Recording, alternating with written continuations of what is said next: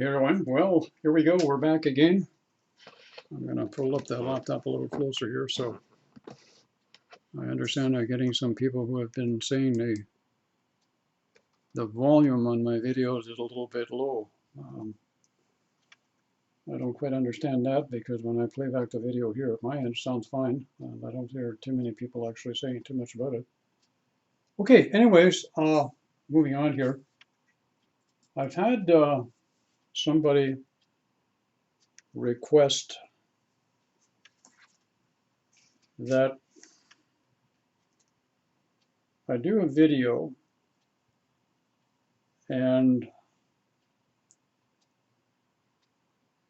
discuss about twin flames who have no romantic involvement.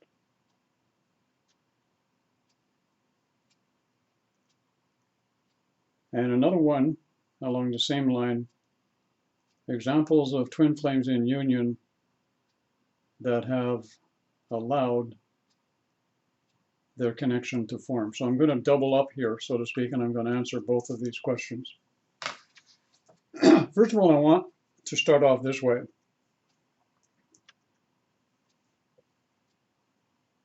And I'm going to be repetitive here again because I don't know how many times I have to say this. Sooner or later, people will get it.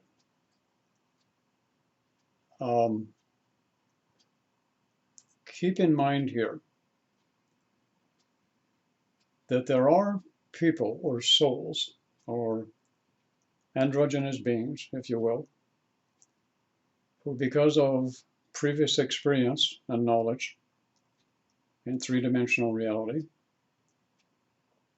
have been requested and volunteered to return, to assist with the evolution of consciousness that we're going through. These graduates have, in simple form, done it all before.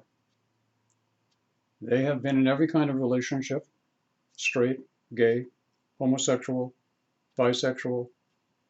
They've experienced every kind of love possible, done all of the things in lifelines that they wanted to do, money, power, greed, all of the rest of it. They've done it all.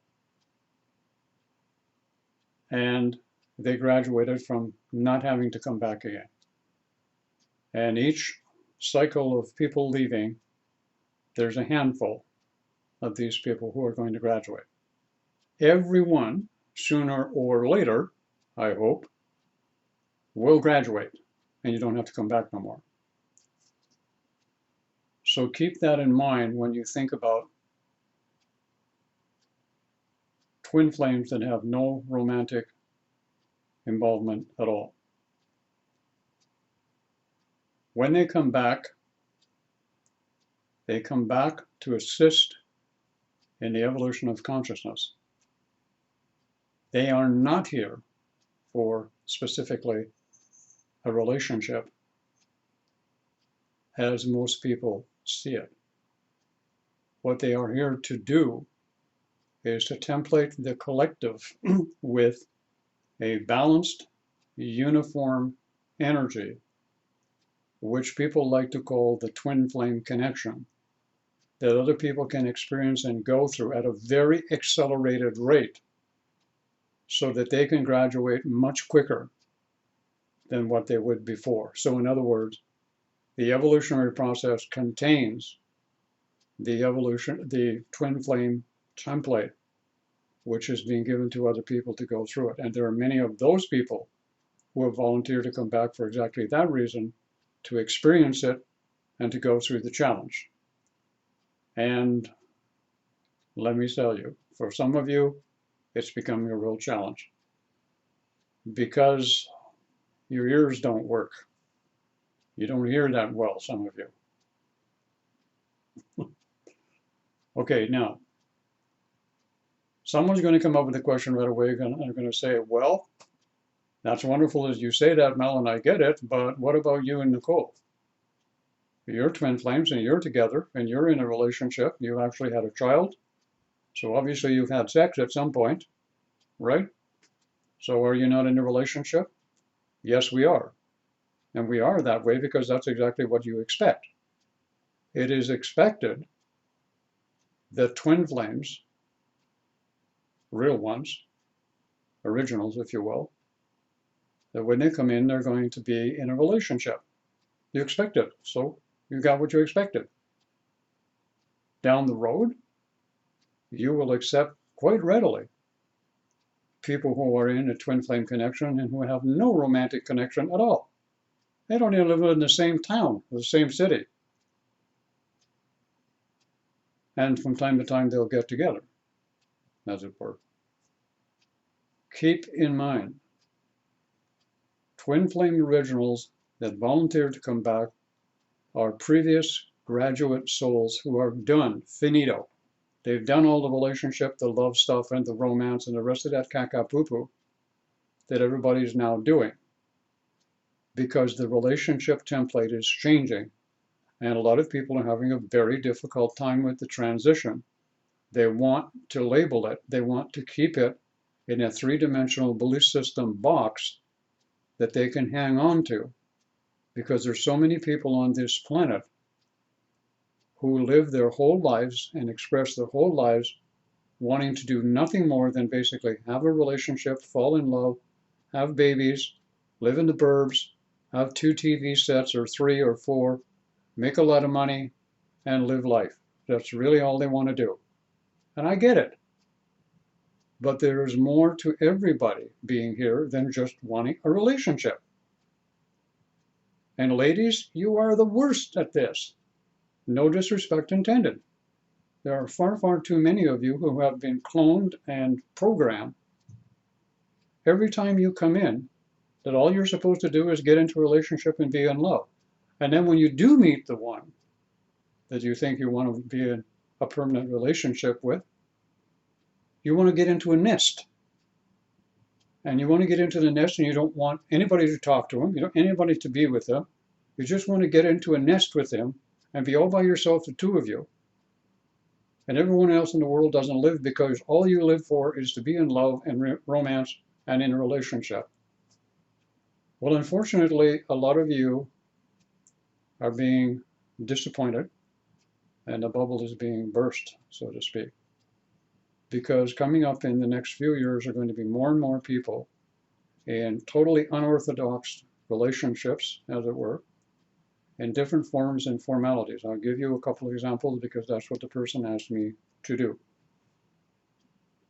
I am aware of, at this particular point in time, several couples that have initiated the twin flame connection, and one is gay, one is not. So that does complicate the romance situation, doesn't it? And they have come to I'm going to call it compromise, and they have allowed it to take form in its own way, shape, after much challenge, much push and shove on both sides as to what was right and what was not right. And inevitably, they found out that neither one of them were right or wrong. All that was taking place was something was trying to come into form. This has happened also. There are many people, by definition, who have come together in a twin flame union, not a twin flame relationship. I emphasize that point. A twin flame union. And I can think of one particular couple that I know, and I believe I've mentioned this before, who basically live about 3 blocks from each other. They're in relationships with other people, married, and I believe both of them have children.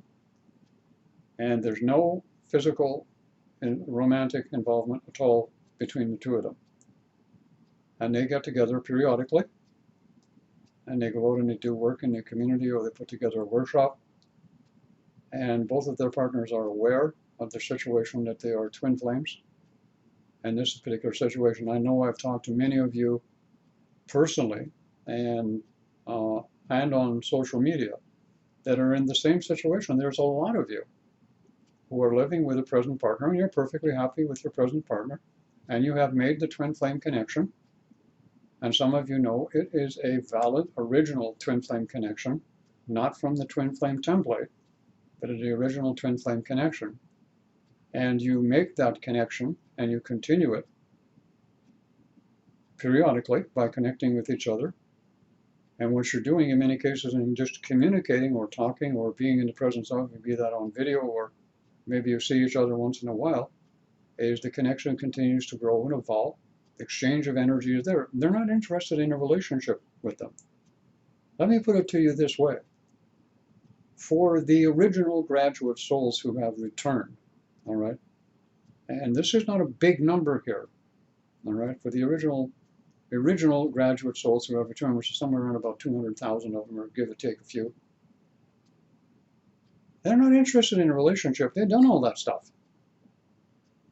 They're here for a mission purpose, and they're doing it in whatever way that they have the expertise at doing. And some of it will seem quite big, some of it will seem rather small, but all of it is crucially important. Crucially important. So there's no one is more important than the other. It's not the case. Because because it seems different and unusual, and it doesn't fit into our box belief systems, everybody seems to have a problem with it. But I need to emphasize this point again, and please get this. The graduate souls, the originals that returned, volunteer, were, before coming in, graduates. They were androgynous beings. Think about that for a moment. They're neither male nor female.